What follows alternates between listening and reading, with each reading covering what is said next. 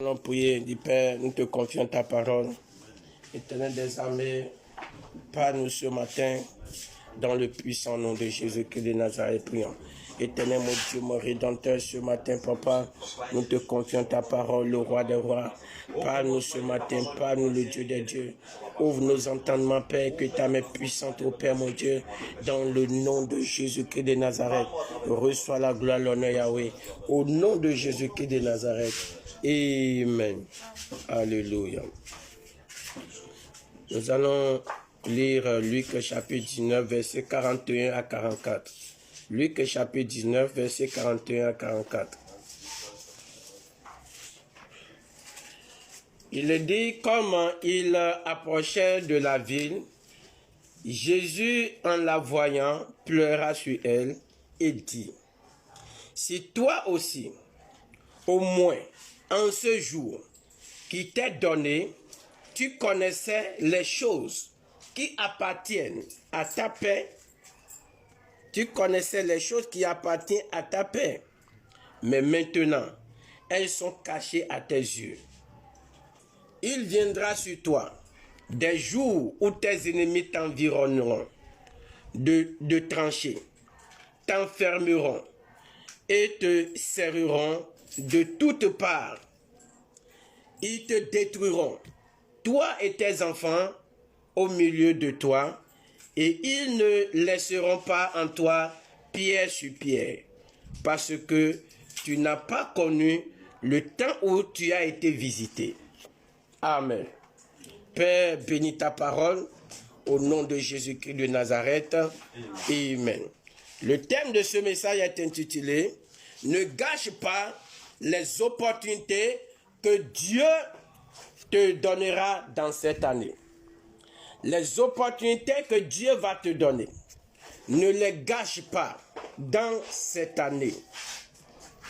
Le passage que nous venons de lire nous fait comprendre que Jésus, en entrant à Jérusalem, il a regardé la ville et il a pleuré. Il a pleuré sur la ville. Et pourquoi il a pleuré?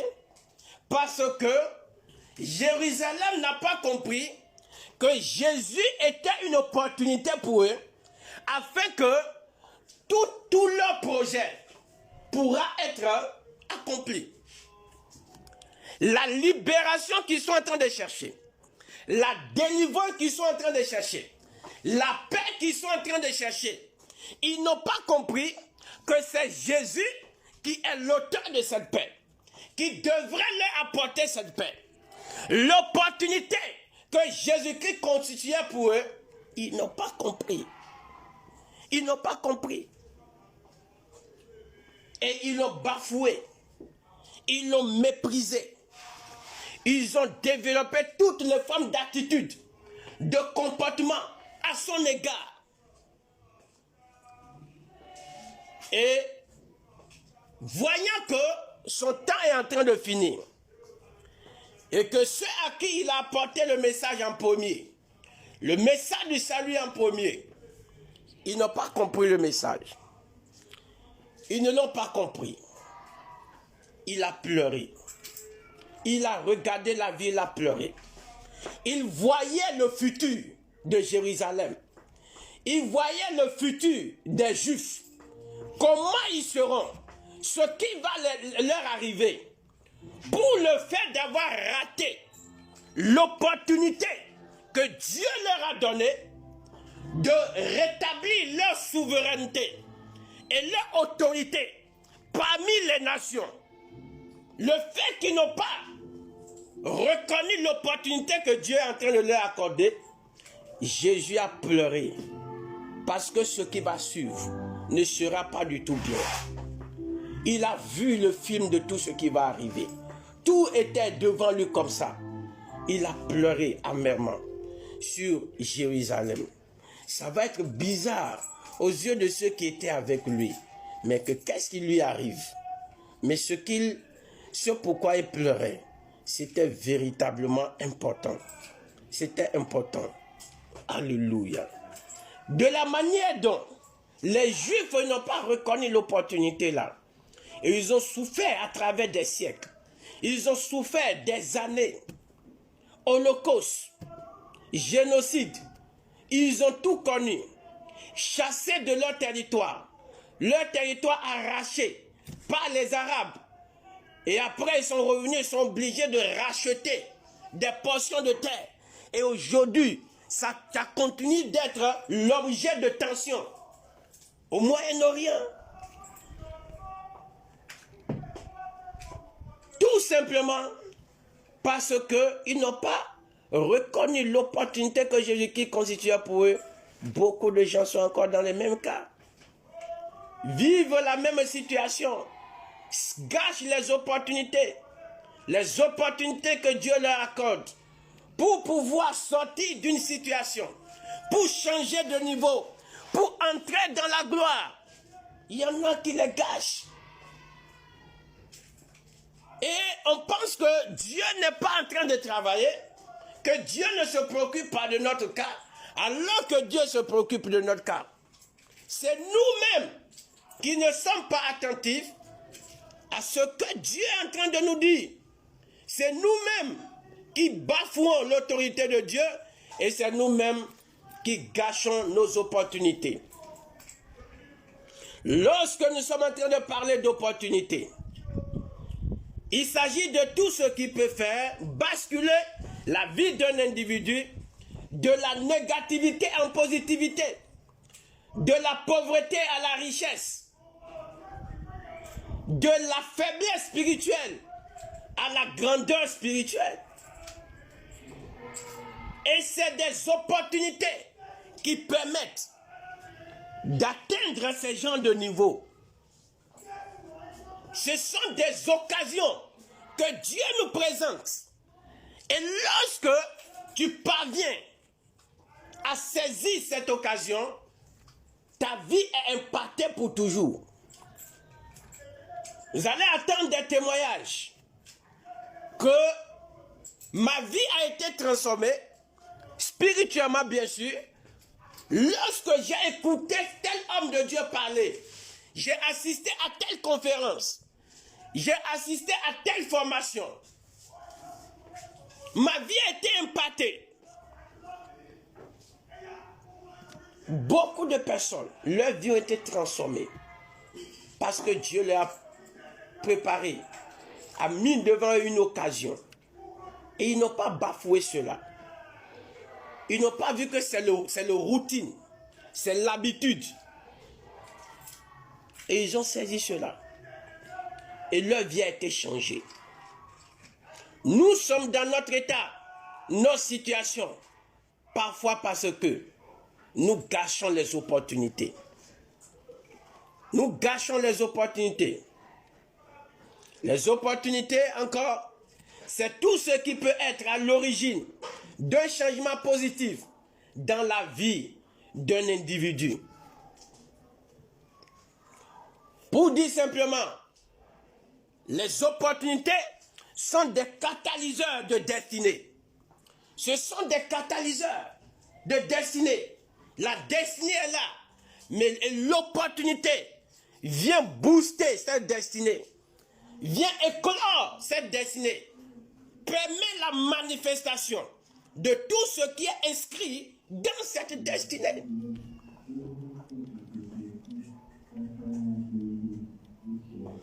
Et lorsque l'opportunité se présente et nous parvenons à saisir l'opportunité, qu'est-ce qui se passe? L'opportunité change notre vie spirituelle. Une opportunité peut changer notre vie spirituelle. L'opportunité peut changer notre vie financière. Et l'opportunité peut changer notre vie matérielle. Une opportunité peut transformer notre vie professionnelle, notre carrière. Une seule opportunité qui n'a pas été bafouée peut transformer notre carrière, transformer notre existence totalement. Totalement. Ils n'ont pas su saisir l'opportunité que Dieu leur a accordée. Ils ont perdu leur territoire pendant des années. Les Arabes sont venus s'installer là. Et pour reconquérir, c'est des problèmes. C'est des problèmes. C'est toujours la guerre. C'est toujours des assassinats. Aujourd'hui, tout simplement, parce que au moment où ils devraient saisir l'opportunité pour asseoir leur autorité, pour être soutenus par le fort, ils n'ont pas pu le faire. Au contraire, ils l'ont crucifié. Nous devons comprendre simplement qu'il y a certaines choses qui fait que nous perdons des opportunités. Et au nombre de ces choses, il y a nos mauvais comportements. Les mauvais comportements peuvent être à l'origine du fait que nous perdons des opportunités. Nos mauvaises attitudes jouent beaucoup dans le fait que nous perdons des opportunités. Nous devons comprendre cela. La négligence est également un facteur qui pousse à perdre des opportunités. Et troisième chose, parfois qui sont à la base de la perte des opportunités, ce sont les mains invisibles. Il y a les mains invisibles aussi qui opèrent. Les mains invisibles sont aussi là. Donc, pour que nous n'allons pas perdre des opportunités dans cette année, les opportunités que Dieu va nous présenter, nous devons travailler nos vies, veiller sur nos attitudes, veiller sur nos comportements. C'est très important. Nous devons veiller sur nos attitudes, veiller sur nos comportements. Nous devons éviter la négligence. La négligence. Nous devons éviter la négligence.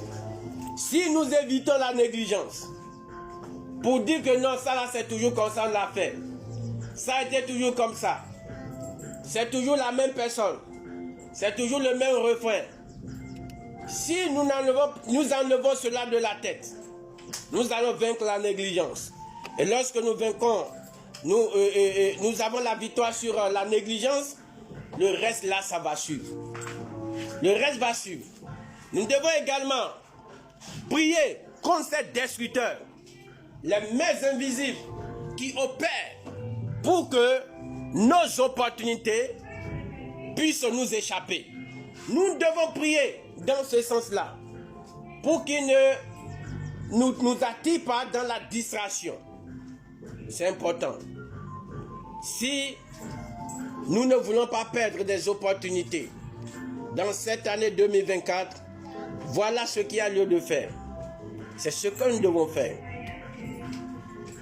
C'est ce que nous devons faire. La dame Sunamite n'a pas raté l'opportunité. Et elle a vu dans le prophète Élisée, il a vu une opportunité. Elle a saisi cela. Elle n'a pas négligé. Elle a saisi cela. Et cela a changé sa vie. Cela a changé sa vie. Donc, nous ne devons pas négliger. Nous devons être comme des aigles, des visionnaires, des aigles. L'aigle voit très loin. L'aigle voit très loin. L'aigle voit l'opportunité et saisit l'opportunité en même temps. C'est comme ça l'aigle fonctionne. L'aigle n'est pas en train de se balader, en train de se fatiguer. Non. L'aigle localise ce qu'il veut attraper comme proie. Et fonce sur la proie et prend en même temps. Et passe. L'aigle ne se gêne pas et bat les bras comme les autres oiseaux, non. L'aigle se met au-dessus du vent. C'est le vent. L'aigle plane, va très haut. Et maintenant, c'est le vent qui le supporte. Il ne bat pas de l'air, il est tranquille. Le vent pour lui a une opportunité. Il est tranquille. Et quand il voit la proie, il descend. C'est comme ça l'aigle fonctionne. Nous devons être comme des aigles. Nous devons abandonner la négligence. Nous devons laisser certaines attitudes et comportements. Sortir de notre tête les idées populaires. Les idées populaires, les idées reçues qui sont là. Et on évolue dans la foule. Tout le monde est dans la foule. Nous devons sortir de là. Voir autrement, penser autrement, agir autrement.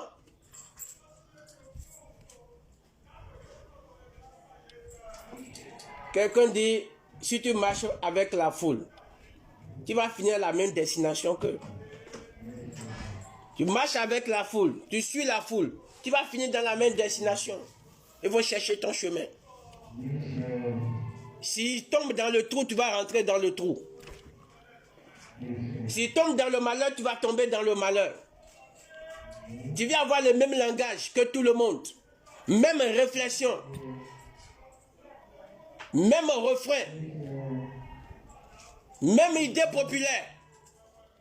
Si on veut évoluer dans ça, on ne peut pas produire un résultat qui sera différent du résultat que nous voyons dans la vie de ceux qui tiennent ces langages, de ceux qui tiennent ces propos, de ceux qui ont ces comportements-là. Nous devons tracer notre chemin. Que le Seigneur nous aide pour que cette année 2024, que les opportunités ne nous échappent pas.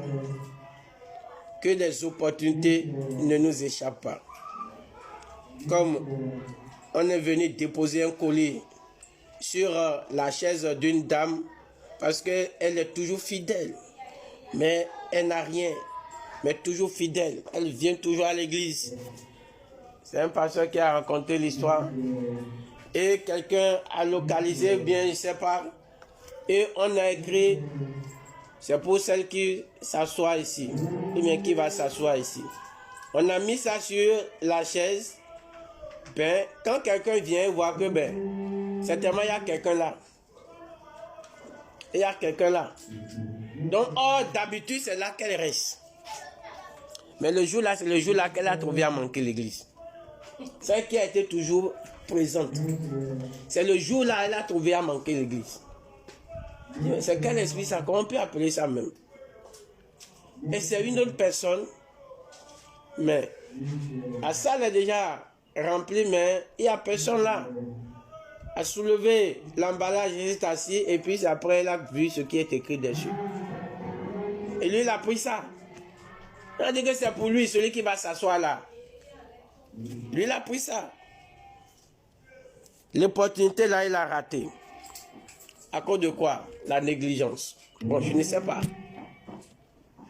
Moi, j'appelle ça directement la négligence. Non, elle ne peut pas tomber malade comme ça.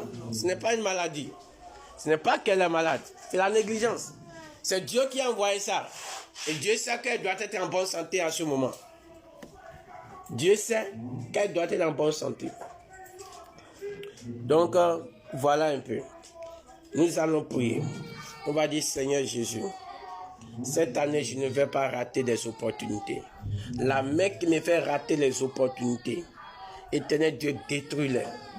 Mes attitudes qui me permettent, qui faisaient que je ratais les opportunités sans m'en rendre compte. Seigneur Dieu Tout-Puissant, sauve-moi de ces attitudes. Dans le nom de Jésus-Christ de Nazareth. Éternel mon Dieu, mon Rédempteur. Ce matin, Papa, nous te prions, Éternel des armées. Le roi des rois, nous te prions. L'ancien des jours, nous te prions. La main, Père, ta face qui nous font rater des opportunités. Éternel, détruis ces mains ce matin, mon Dieu. Éternel des armées, les attitudes, les comportements qui fait que nous ratons les opportunités. Éternel Dieu puissant, détruis-les, Papa. Délivre-nous de ces attitudes. Délivre-nous de ces comportements, Papa. Afin que tout endroit où se trouvent nos opportunités, Papa, permet que nous soyons présents dans ce lieu, Papa. Que je sois dans un service, que je sois quelque part où nous devons aller. Éternel Dieu Tout-Puissant, mon Dieu, permet que nous puissions être là, mon Dieu. Dans le nom de Jésus-Christ de Nazareth, Éternel des armées, nous te le prions, Papa. Nous te prions, Papa. Interviens en notre faveur. Béni soit ton nom, Seigneur. Au nom de Jésus-Christ de Nazareth. Amen. Amen. Père, nous te disons infiniment merci. Merci, Papa, pour ce message, Seigneur Dieu Tout-Puissant. Merci de nous avoir éclairés. Merci pour ta main puissante qui est en train d'opérer déjà dans nos vies. Dieu Tout-Puissant, fais-nous grâce, Seigneur Dieu, afin qu'aucune opportunité ne nous échappe plus, dans le nom de Jésus-Christ de Nazareth. Merci, Yahweh, au nom de Jésus. Amen.